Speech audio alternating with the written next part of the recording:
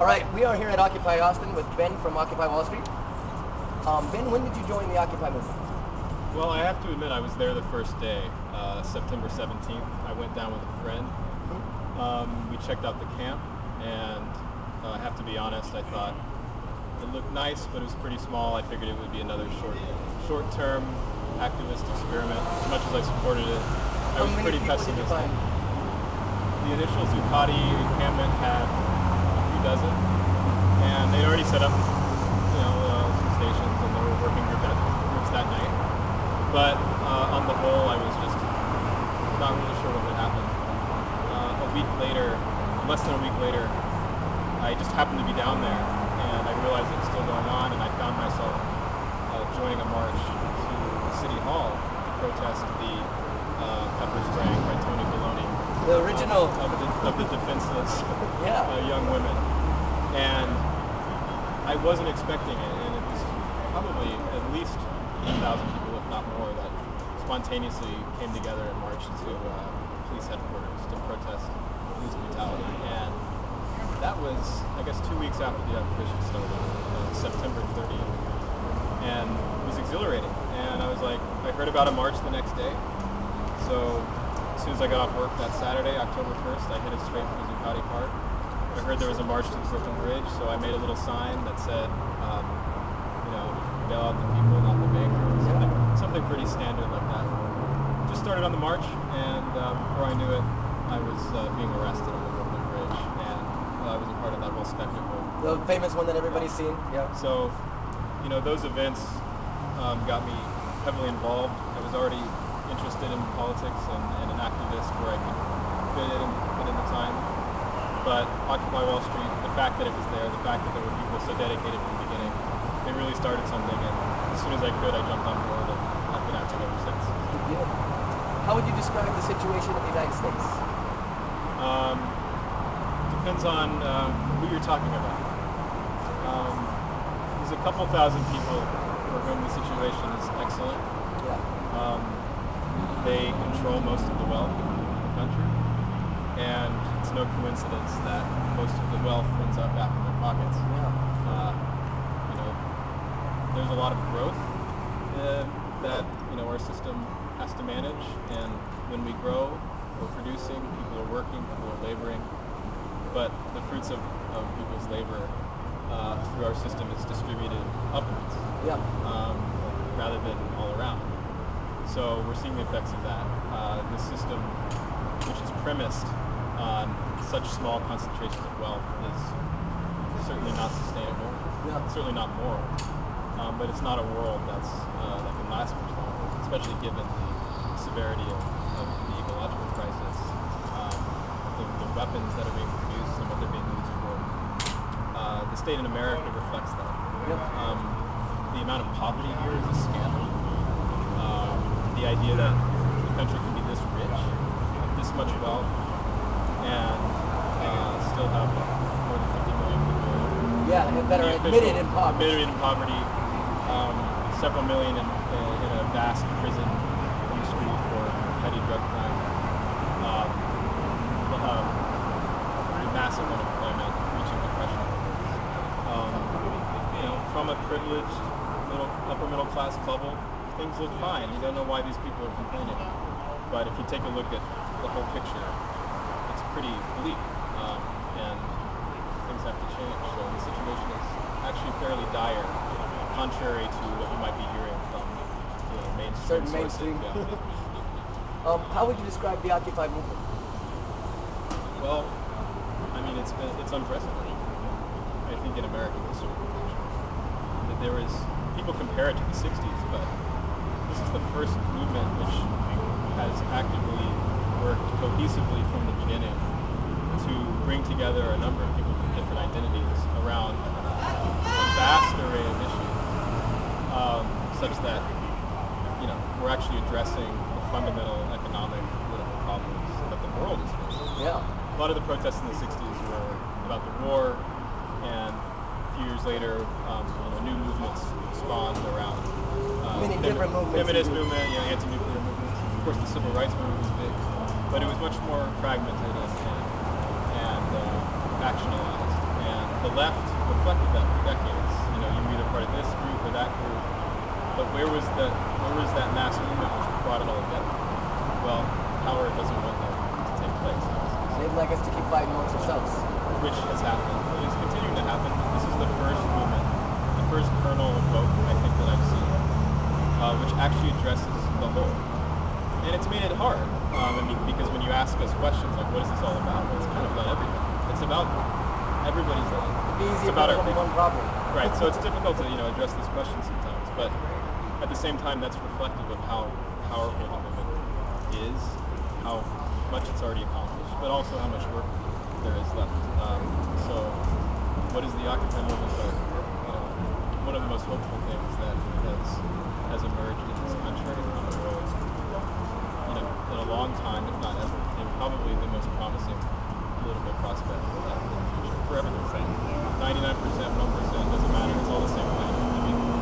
We're either going to join together and cooperate on our future, or we're going to leave it in the hands of a couple of people interested in maximization of profit and private wealth.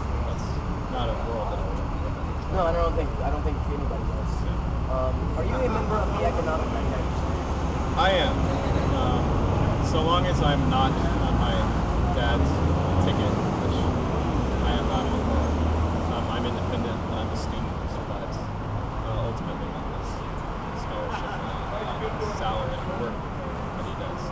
My dad has, in some sense, worked his way into a position where he's economically just inside of the 1%. That has certainly helped me. It's allowed me some privilege and security. I'm not going to deny that. So long as I'm an independent student, I'm more than 99%, but we have to be realistic. I'm part of a class which includes immense security. The fact that I'm able to screw up a job or get in trouble or do this or that and always be able to go back home to a comfortable house, that just shows the kind of class that I'm a part of, which is much more privileged than others. No, the different, it gives you a wider view of what things are like. Yeah, and like I have to acknowledge that I, in some way, benefiting greatly from a system which otherwise marginalizes and oppresses a great majority of the population.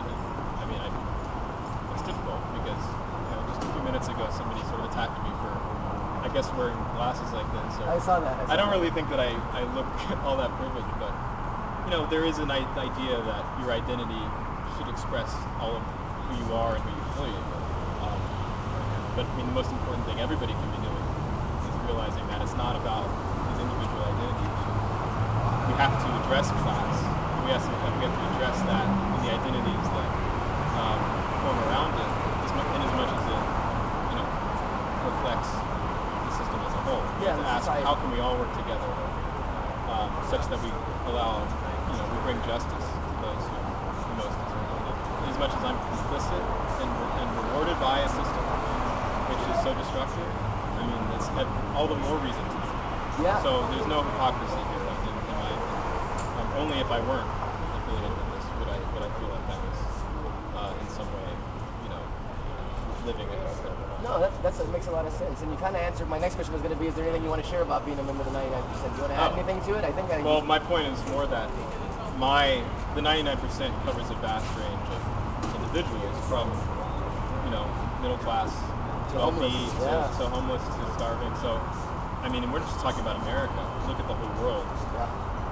When you look at the world, it's more like, a small fraction of the 1%, which I'm almost a part of. And a lot of us are much more privileged than most of the world. No, yeah, working people over here, they might have McDonald's and MTV where they don't have it. So it's unfortunate, and it's awful to think of this, but even people who are suffering in some way here, unfortunately, it doesn't always compare to what's going on in other parts of the world. And or some of our fellow Occupy movements are experiencing it. Yeah, it's inspiring to see. Look, in a lot of ways, it's easier to occupy in New York. You're in the belly of the beast. You have a counterterrorism task force there to constantly, incite your rage. Try occupying Somalia. Try occupying Africa. Try occupying the third world. What about in the Middle East? All of it, they're not necessarily called Occupy protests, but there's courageous protests going on there in the face of great oppression, which literally every day they're risking their lives. And people are being slaughtered, and in some instances our government's and more indirectly, but still very seriously, the multinational system of economic order, which is basically based in the United States and stems from Wall Street.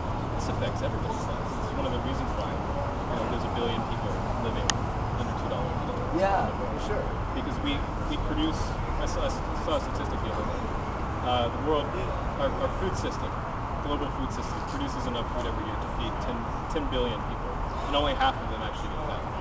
That's a problem of distribution. That's not a problem of people not working. No, not at all. Right? We have to figure out how to distribute this immense wealth that we're able to create for ourselves in a way which actually addresses basic human needs, like having food and shelter. Just being able to live. Yeah, it's a political situation. It's not something you can address with simple acts of charity. You have to look at the fundamental structure. How it got this way. How long do you plan on being a member of the Occupy movement? It's funny. It's like asking how long are you going to be part of this club? Yeah. It sort of is an open-ended affair. So long as there's something called Occupy Wall Street, the fact that it's necessary is a reason to be part of it. Yeah. This isn't fully voluntary. I don't think that I'm just doing this like it's a kind of extracurricular activity, like bowling club or something. Although, there are aspects of it that are like that, but the fact is that I think it's just an imperative. It's sort of it's a moral and personal necessity to be involved in what I think are the most inspiring movements working for change. And so long as the movement is premised on change, until change takes place, you're still a part of it. So I don't know what's going to happen to the thing that's called Occupy Wall Street, but so long as the spirit of resistance is alive and the networks that are forming within Occupy remain in place to some degree, I'll be there. You'll be working for something good from here on out. Yeah, absolutely. Do you have a favorite story or experience you'd like to share having to do with Occupy? Well, You got to see some cool stuff that we've been watching. I've seen. The rest of us in Texas just watch on the news about the bridge. Yeah, I was a part of a lot. I was witness to a lot of events. And I've experienced new emotions which I've never felt. Just mixtures of adrenaline and excitement mixed with fear, but also courage in some sense. Yeah. I had to stand in front of some pretty brutal things. You were telling me you've been right there when police brutality was Yeah, and happening. I'm not going to say that somehow that makes me courageous in a strong sense. There's people who do much more courageous things at Occupy Wall Street, but also around the world, walking up in the face of terror. But something happens when you're a part of these and you have people around you to support you. You end up doing things in these moments and you act in peaceful, nonviolent ways, which do put you in a sort of more dangerous position. So being there, being around when the NYPD, Bloomberg's army, brings his cavalry.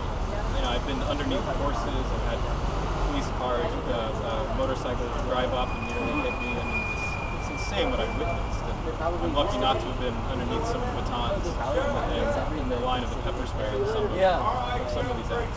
You too, the love. So there's that side of it. But that's almost too easy to say that was memorable or exciting thing. They almost blur together. It's hard to remember. I actually have to say, there was one small thing that happened at the beginning. One of the first times I came and sat and participated in a GA at Zuccotti Park. And I don't usually get emotional at this kind of thing, but just witnessing the process in its early stages was one of the most inspiring things I've seen. Two young women led the General Assembly, and they were so organized and so efficient, so thoughtful, and the process itself, which they were adhering to, allowed so many people to stand up and voice their opinions and yet still remain organized and productive. And it was just, I know there's problems with the process. There always will be. We're always working on it. But just to see that, I realized then I was in tears. These are the seeds that are being planted for what a future society should be. One that's cooperative, one that takes into consideration the the diverse needs of others and allows people forums to express their opinions. Either we're going to do this together as a whole, as a planet, or we're going to continue to concentrate wealth and power within a small sector of the population, which isn't exactly boding well for the rest of us. No, and the whole planet Earth itself. Yeah. Do you have any message you'd like to share with people who may not have heard of Occupy or maybe misinformed about Occupy? Look, there was a period in my life when, if Occupy had happened, I would have looked at it as this foreign, alien, dirty, confusing kind of thing. Get a job. Get a job, whatever. I might not have said that. I might have just been more, looked the other way because I didn't understand it. So, I think the most important thing to say is that this is a very serious movement, and it's addressing grievances which affect all of us. So it's difficult to just remove Occupy from the world because it's talking about things which affect all of our lives. And it might be difficult sometimes to, be able to understand all the rhetoric or to, know why Occupy is doing what it's doing. But just give it some time, be patient with it, read as much as you can about it. Read about the Declaration. Read the Declaration of Independence, read our Constitution, ask yourself why that's being torn to shreds by our government. And you're going to find that you're not going to be able to produce many more excuses for the behavior of the elites who've been supposedly protecting our interests. Yeah. And the final answer is that we've been essentially bought and sold by our political and economic elites, and it doesn't feel like that because they seem friendly. You see them on the media, and they are personally, but they're part of a system and a structure which is bigger than them. Yeah. Which sucks wealth and power up at the top. It doesn't allow it to be in the hands of people who can work together to make the world better. So Occupy Wall Street is one of the few, it's the only thing right now in this country which is actually formed to challenge that. And that should be everybody's. That should be whether you call yourself a Republican or Democrat. You realize that those identities are part of the same small, faction of big business power, and that those parties have nothing to do with real human interests. And Occupy Wall Street, as much as it seems like they're a bunch of dirty hippies, they're people who are morally serious and dedicated and extremely concerned about the welfare of everybody. And so you can laugh at them at first or ignore them, like Gandhi said, but eventually you have to take them seriously. And as long as they stay around, I think it's going to happen. We're not going anywhere. I don't think. Not anytime soon. Do you have any message you'd like to share with the Occupy movement, your brothers and sisters across Texas and the world? No, just thank you for what you're doing. I mean, I wouldn't be